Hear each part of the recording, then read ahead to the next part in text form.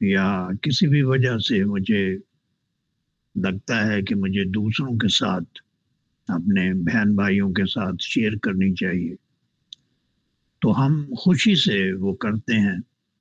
تو میں یہ محسوس کرتا ہوں کہ یہ خدا ان کا پاک کلام ہے۔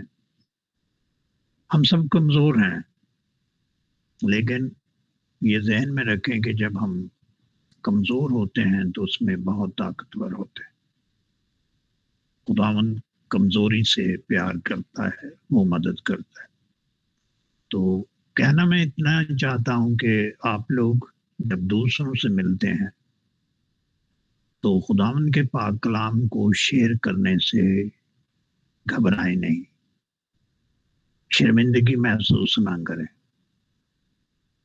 آپ صرف ان کو دعوت دیں کہ ہمارے ہر صبح عبادت ہوتی ہے، یہ لنک ہے، آپ کبھی آئیں، آپ کے پاس فرصت ہو تو ضرور آئیں۔ تو ہم 10-11، مجھے نہیں پتا کہ یہاں نمبر ہے 11 کا، اگر ہم ایک ایک آدمی کو بھی اور اس میں ایڈ کریں تو 22 ہو سکتے ہیں۔ تو میرا مطلب یہاں دنیاوی منفعت نہیں ہے کہ اتنے آدمی ہوں گے، اتنے فالوورز بنیں گے تو ہمیں اتنا پیسہ مل جائے گا، یہ وہ نہیں۔ آپ کو جو خداوند کی طرف سے صلہ ملے گا، اجر ملے گا، اس کی کوئی قیمت نہیں ہے۔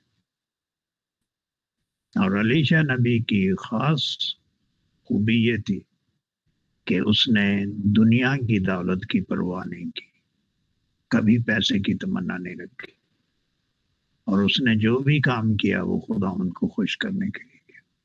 تو ہمیں بھی یہ کرنا ہے کہ خداوند کے پاک کلام کو اس کی منادی کرنے کے لیے، اس کی بشارت دینے کے لیے دوسروں کو بھی دعوت دینی ہے۔ خداوند آپ سب کو بڑی برکت دے۔